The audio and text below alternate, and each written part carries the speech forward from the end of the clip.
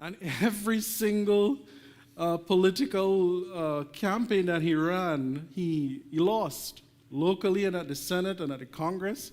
And then some would say he was diagnosed with clinical depression. They didn't call it that back then. And at 51, became the president of the United States. In some of the most tumultuous times, from what I read in history, this is also a hot topic. Is it called the Civil War? Is it called the Northern Aggression? Was it slavery? Was it economy? Was it money? Was it land? Was it power? Does it have to be either or? Can it be not all of the above? And you start talking about this even in the Lord's church, and people get all divided. But great comeback story. Winston Churchill in World War I, because he didn't serve in the capacity as he should have, was discarded by the war cabinet. And try as he may to warn people about Nazi aggression, nobody listened. Right? They said, he's just a loudmouth. But when Nazi aggression came really close to home and those bombings started over London, England, guess who they called? Winston Churchill. All right? Sometimes in the exile, sometimes in the wilderness, as he called it, he was being prepared.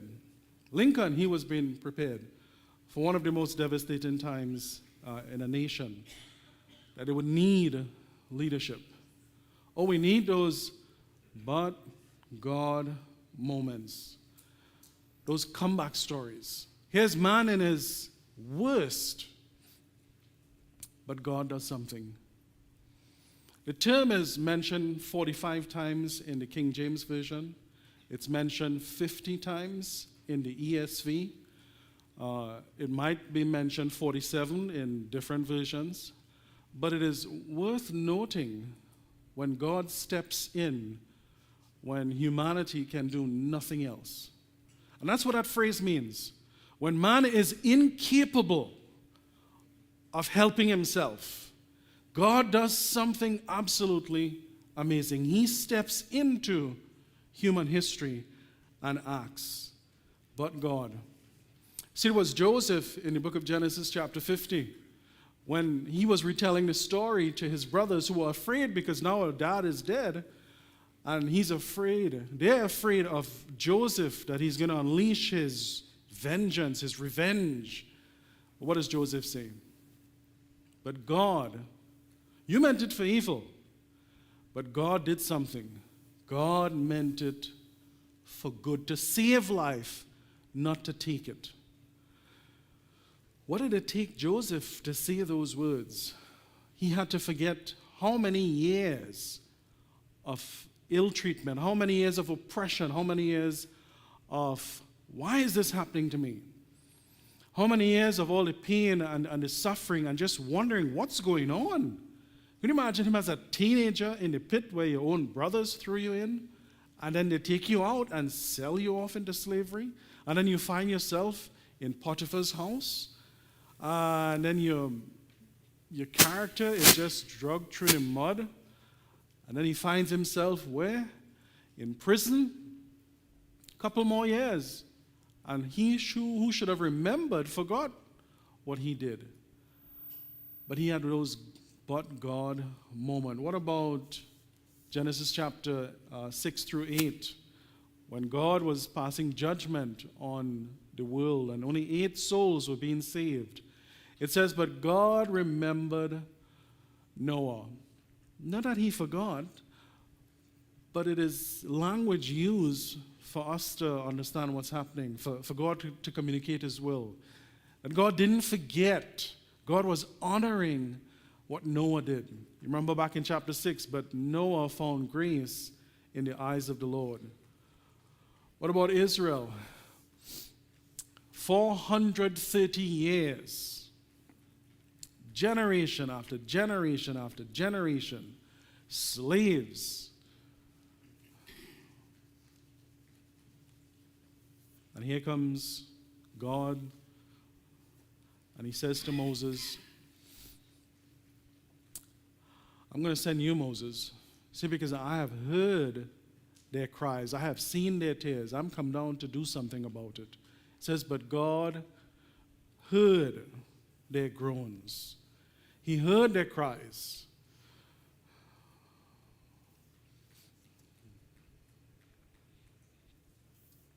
David, in Psalm 56, when fleeing from the enemy, most likely Saul and the Philistines, and found himself in a really dark place, and was praying a prayer that you could almost sense the emotion that he's, why are the enemies surrounding me? Filled with fear. But then he says, but in God I will put my trust. Jonah was running away from God when given a task, who felt that the Ninevites didn't deserve God's graciousness, didn't deserve his love, his forgiveness, and his mercy. While in the belly of the beast, he prays. And he says, but you, O Lord, my God. And in this prayer, he is now understanding his demise, and he's making his way back to God. And the fish, whatever it was, vomited him out. Lazarus, dead 4 days. I think the King James says he stinketh by now. He was decomposing. And here comes Jesus. But God did something. He took someone who was dead and brought him back to life. See, I think that's what Paul is writing to the church at Ephesus about. He's reminding them, you couldn't do this. What you couldn't do for yourself, God did. Perhaps each of us has a but God moment. And if you look back into your past, if you remember that there was something you were facing and you turned to any and everyone, and while folks meant well, they couldn't fix, they couldn't help the way you needed help. But God did. There was something in your life that you just didn't know how to work through. Not necessarily overcome, but just work through. Because I don't really think we overcome anything here. You live with it, or you learn. You learn to live with it. The stabbing of the knife may get a little dull over time. The pain that you feel. But you don't necessarily overcome. The devil is always there. He's always there. But there's that but God moment. I remember many nights, 15 years ago, when we first came to this country, and everywhere that we went, there was just doors closing. Doors closing. Sat in the foyer in the Lord's church, and good brethren who I knew, good brethren who served as missionaries, good brethren who came to Trinidad and taught the gospel to the lost, would walk right by and smile and just keep walking. And you didn't know how you were going to put food on the table. You didn't know how you were going to pay your bills. You didn't know how you're going to keep staying in the country legally. And we moved on from congregation to congregation, not looking for help, just wanting to worship. But when you are an immigrant 15 years ago, it's not much different than if you're an immigrant today. There are some places where you go, people look at you and they don't ask questions. They immediately assume that you're here, and you're here illegally. And you like, why are my brethren passing judgment without knowing, without asking? There were times that the children did not notice. We would never let them know. They were young. There was no food on the table. There was no food in the house. And you're ashamed to ask brethren, what we call it, the Benevolence Committee? Is that the name? Benevolence, right? Benevolence Committee. I sat in some of those where you had to fill out, your income if you had any. Your income, your expenditure, if you had loans, and wow, I was like, this is interesting. Never seen that before. And then there were places where brethren would just say, hey, I don't know what you're dealing with. I want to take the kids to McDonald's. I remember this one guy comes knocking on the door, introduced himself in North Carolina. Didn't know who he was. Introduced himself, and he said, hey, I'm picking you up tomorrow for services. How about I take you and the kids for ice cream at McDonald's? 15 years ago, I never forgot the guy. Came one of our best friends. Ice cream cone, $2 or something.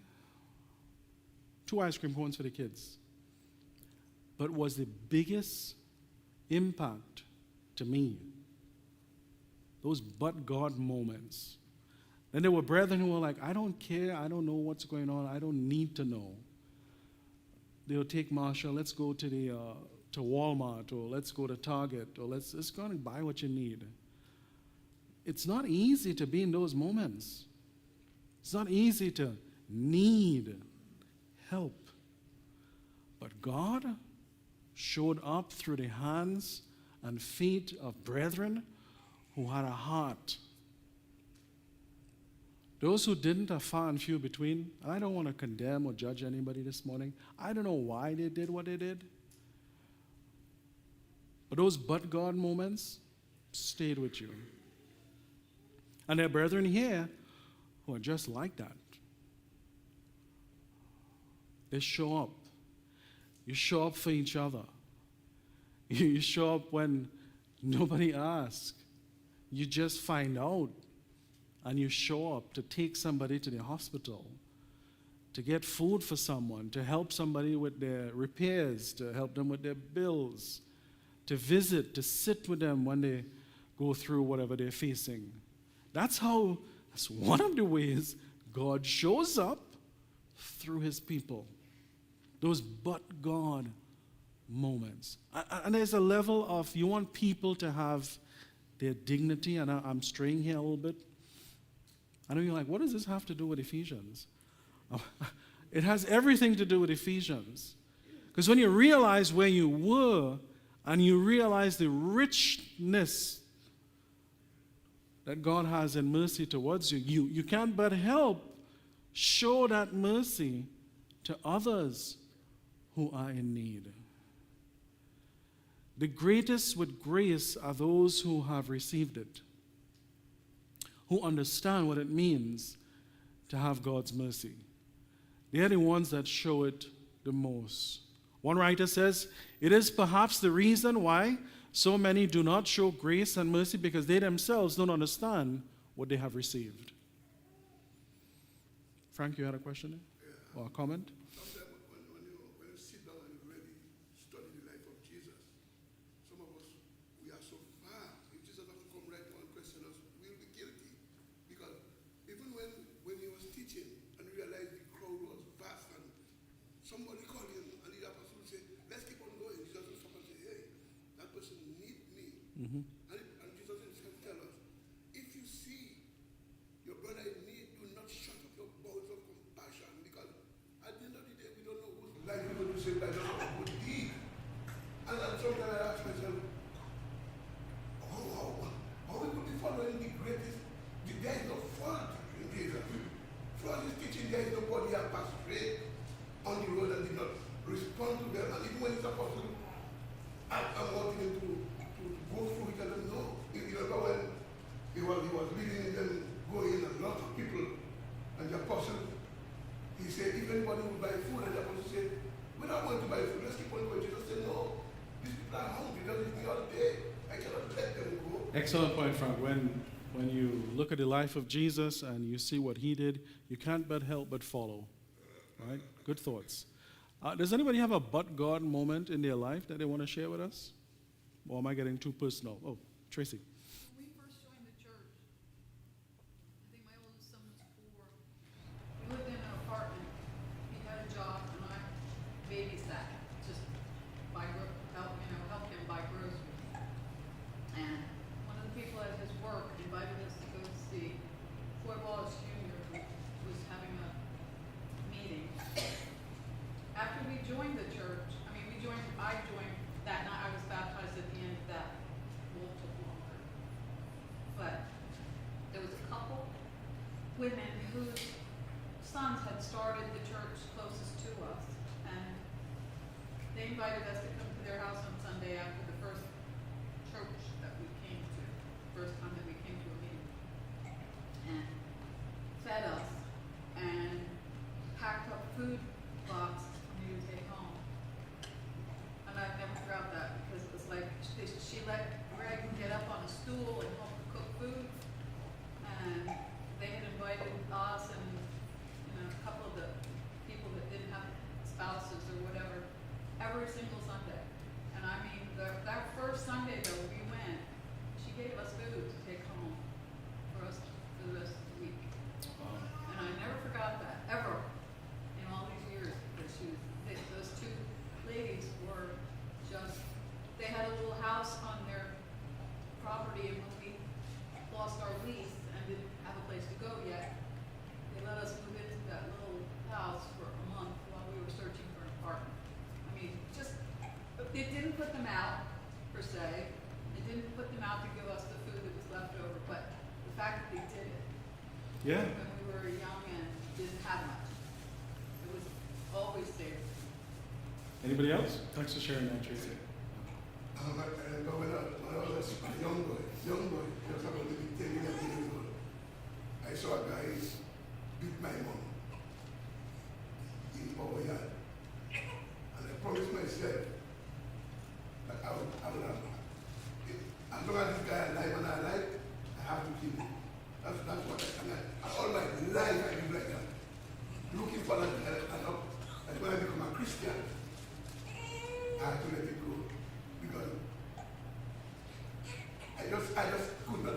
I had to. I said, every time I see this guy, I say, you have to get rid of him. And I grew up to be a big man walking, and I said, see you, never. And when I become a Christian, and I get the teaching of Christ, and tell me, if you will not forgive those who trespass against you, neither will Heavenly Father forgive you. And let it go. It was hard. I used to cry. I used to, in my adult life, I used to cry. This guy never come out of my mind because I promised myself, this guy I have to get rid of him. Me, I have to get rid of him. Thanks for sharing that, Frank. That must have been hard. Lester? I can remember a time, and I don't remember exactly who it was it is, but we lived back in Ohio at that time. And I was working at my job, and the jobs all went down. I think we all experienced that. Our work went down, and we were pretty slow. And yet, we tried to do some things we could, but we didn't have the money to do it. And I can remember the person that came and brought it, but they backed in my driveway, and they opened up their trunk, and there was all this food. It was milk. There was other stuff they brought at that time. I remember that. But you know what? Those things, that instant that individual did that, I always remember that. Because I needed help, but I didn't have to ask him. That's what Christianity should be. It should be like what Jesus says, that we should be there to help each other. Don't ask, just go ahead and do it. Yeah. Anybody else? I'm sure you have stories. I know you're probably going to say, everybody's is probably very similar. There's something, but here's the thing. There's a moment in time when you can't help, your circumstances. And somebody else steps in and does for you what you couldn't do for yourself. And nobody remembers what somebody may have taught verbally, or the sermons that may have been preached, or the classes that may have been taught. That's not what people remember. I mean, you just saw it right here. You remember what somebody did. You remember what somebody did for you. You remember how you felt You know, we have a tendency to say, you know, let's put aside emotions in the Lord's church because we don't want to become Pentecostal and get all wild and crazy. And sorry if you're from the Pentecostal background and you're here. I don't mean that in a negative way.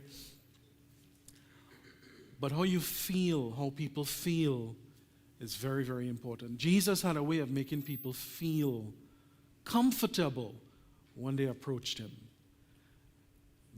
Anybody and everybody would want to be around Jesus who didn't have an ulterior motive. Sinners, tax collectors, publicans, prostitutes, you name it, they wanted to be around Jesus. Notice what Paul says here. God who is rich in mercy. See, salvation begins with God, not with me. Did God show mercy because of how much Bible classes I attended? Did God pour his mercy because of how many church services I showed up for? Did he show mercy because of how good and moral I was? Did he show mercy because of all the great acts of kindness that I... No. It began with God. Paul reminds us in chapter 1. Before the foundations of the world, God had a place and people in mind. That's you and me and everybody else who choose Christ over themselves.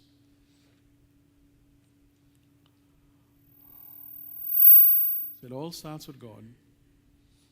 And that's what Paul is trying to get the brethren to see. I don't know why. The text doesn't tell me. I suspect it's because we forget. That it's not up to me. It all started with God. Love. That's the whole deal here. He says, because of his great love with which he first loved us. I mean, we could talk and talk and talk just on that one verse, verse 4. It's not that, well, he had some mercy. It says he's rich. When you look at the construct of the word, rich, I mean, I don't know how many rich people you've been around. I'm not talking about, well, the ability to pay bills for the next 6 months or like what Dave Ramsey might say, make sure you have an emergency fund 6 months to a year in case you lose your job. That kind of stuff. I'm not talking about that. I'm about rich where you never have to worry about finances for the rest of your life. And still, that is insignificant. That's pale in comparison. What's the richest guy today? What, 1 trillion? Or somewhere around there? And how many lifetimes you have to live that you can earn that? And yet one individual his net is said to be 1 trillion US dollars. That pales in God's richness so far as mercy is concerned. About you, Adam? Sorry.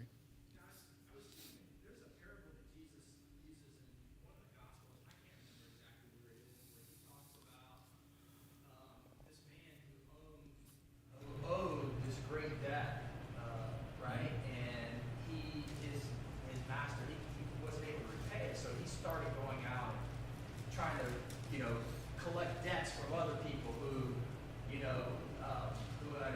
owed him money, and then the master completely forgave him of his debt, right? But he didn't forgive those other people who he was out collecting money from them, and the Lord did not look upon that fondly at all because he had been shown mercy, right? But he was not able to extend that same mercy to others.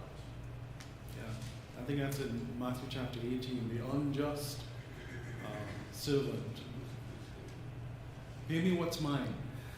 I remember in the children's class story, they would have this cartoon where you would grab somebody by the collar and said, give me, give me, give me, give me.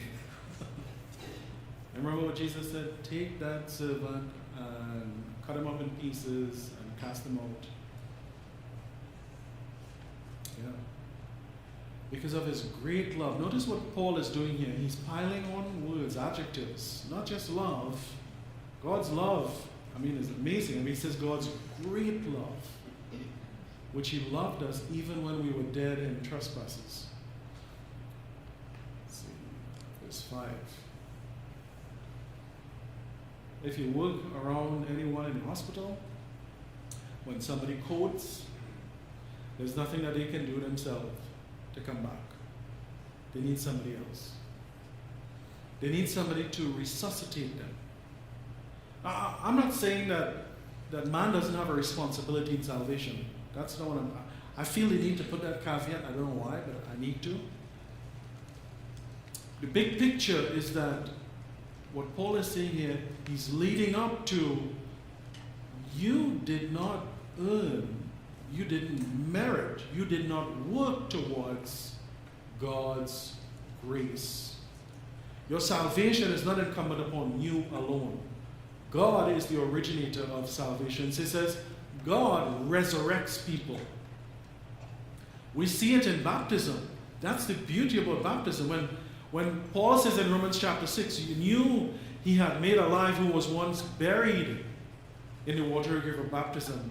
When you make somebody alive, when you bring that person out of the grave, so to speak, it's a new person.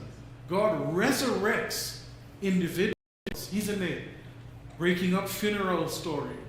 There wouldn't be enough funeral parlors if Jesus was around and he was resurrecting people. He does so every time we teach somebody the gospel of Jesus Christ and they respond. It's as if a dead person is coming back to life. And we have a part in that work. That you could actually bring people back from the dead with the message that you have in your hand. Could you imagine how powerful that is? That for God to resurrect somebody, you just have to share the message with them.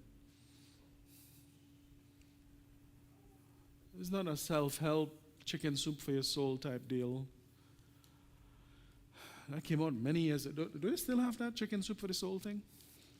I remember reading, somebody moved my cheese. I don't know why I read that book, but somebody said, hey, that's a good book you should read. Or you should read Chicken Soup for Your Soul. Was it David Chopra or whatever the guy's name is? Talking about what we talked about last week and all the reasons people don't come to church and sit in the pews and what excuses people use to not be here. I think, remember, God has mercy on those people too. And it's a good lesson for us to stop and think that it's really easy to be quick and judge those people and have an excuse and think, oh wow, they have that excuse. That's not an excuse. I would have done something different. That's fine. But God has grace and mercy on those people. Oh, yeah, by all means. We're not saying that, just looking at what we're talking about here, God's richness in mercy. We're talking about if I remember what we did last week, I can't remember what I said yesterday. We have to go and revisit the tape. But I think I remember we were talking about why is it that some who feel the need to follow culture and what culture says about sports and what culture says about work and what culture says about priority and what culture says about family, and that some justify that I can't worship God today because I'm going to use a cultural expression, I'm going to use a cultural excuse. Yeah, those folks need to be taught. Those folks need to be shown some mercy, if I hear you right. And those folks need to be helped, right? I was asked the question many years ago. Somebody in a Bible class somewhere was, do I have to attend services on Sunday? Do I have to, right? How would you respond to that when somebody says, do I have to attend services on Sunday? Do I have to worship, in other words, every Sunday? You get to. That was exactly what I said. Let's rephrase it. You get to. Right? You know what they were expecting? Hebrews chapter 10 and verse 25. Not forsaking the assembling of yourselves as the manner of some is. While that is true, I think we need to start where people are. If I'm hearing what you're saying, start where people are. Yeah.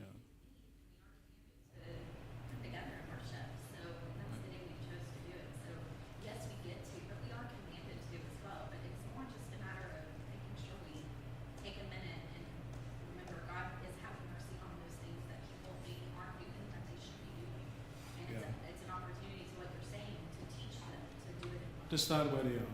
Very good. Thanks for reminding me. All right, where am I? Verse 6. He says, which he raised them up with him, seated him with him, and in the heavenly places. And he keeps referring to this with him.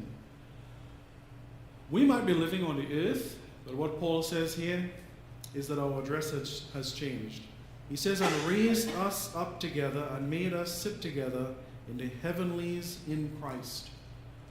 Paul is doing is that while your address might be, right now it's 2900 Lewis Speedway, St. Augustine 32084, if I remember. Right? That's where we are right now. We don't live here. We worship here. We ought if you did, right? Actually, some preachers live right by the church building. Whole different story. But your address is not here. You might live in Palm Coast. You might live Jacksonville, St. John's County, wherever. That's not your address. Paul is saying, God has lifted you up from where you are here, and he has placed you somewhere else.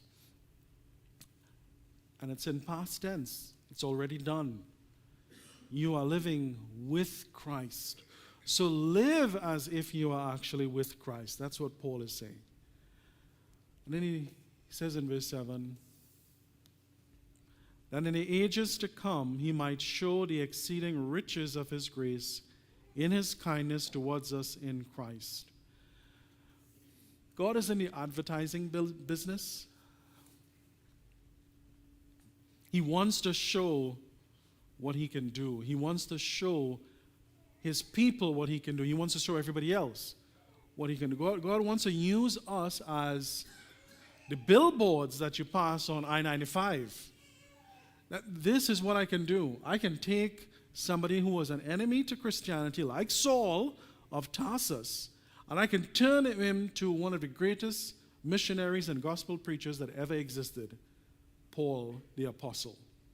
That's a transformation that can actually take place. And when you see an enemy become your friend, that's a transformation.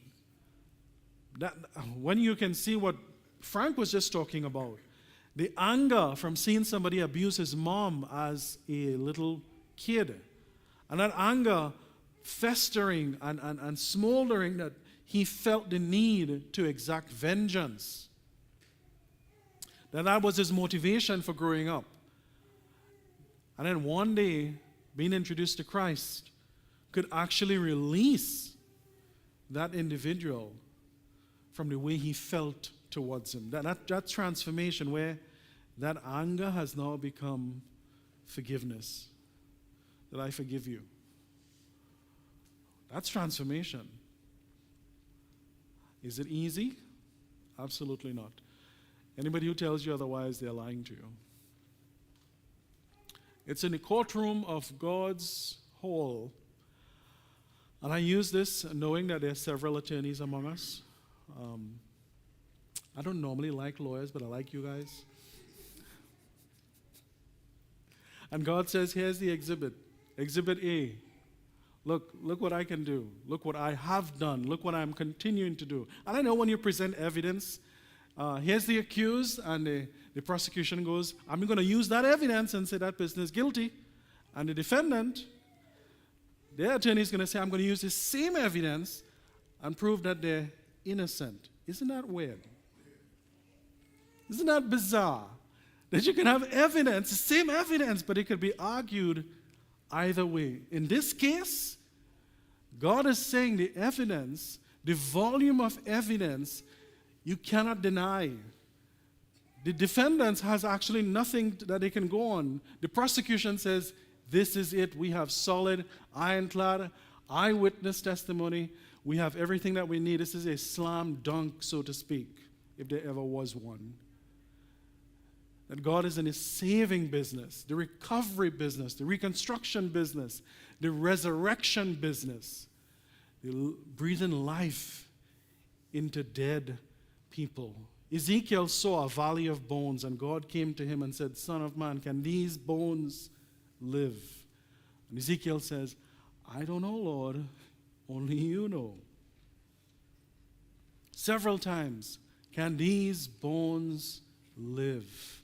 And Ezekiel saw dead bones where God breathed life, and there was flesh, and then there was blood, and there was heart pumping, and muscles and sinews, and then those dead bones, those corpses became living men and women. And God said to Ezekiel, Son of man, these dead bones are the nation of Israel. Right now they feel dead, but I want to breathe new life into them. I want to give them hope. They're in Babylon, they're in bondage, but I want to bring them back home to Jerusalem. Prophesy that they might live. The message that we have is life. I'm not ashamed of the gospel of Christ, for it is God's power to resurrect, to bring people back from the dead. That's the power that you have. Bart, did you have your hand up? Isaiah said, is the ear of the Lord too dull to hear, or his arm too short to save? And of course the answer to that is no. No. And you use the example of Paul, and I will say this, here was Paul who was, rounding up Christians, imprisoning them. He was there at the stoning of Stephen, right? Basically giving his blessing upon the death of Stephen there was he was being stoned, but yet God was able to take him and, like you said, do something amazing. And probably, the best minister in the history of the church, right? And I think that's a sober reminder to us today, because sometimes I think, and I'm guilty of this as much as anybody, is sometimes we have this picture in our mind who might be open to being saved, or who might be open to receiving the gospel, right? And so we, because of maybe their position or standing in life, because I'll just say it right now. One of the things that I really appreciate is the fact that this church, that the elders of this congregation have seen and is an important ministry to support the prison ministry here in the state of Florida. To minister to people who are sentenced to crimes, right? Who are sitting in prison, we don't know how long they'll be there, right? But yet we're taking the gospel to them, because it tells me that we believe that even prisoners, people who committed crimes, are worth saving. And I think that to me speaks a lot. And I hope we continue to support those kind of ministries here in this congregation. All right, I think I heard the bell there. Thank you guys for your attention. Thank you for your contribution. I appreciate you all very much.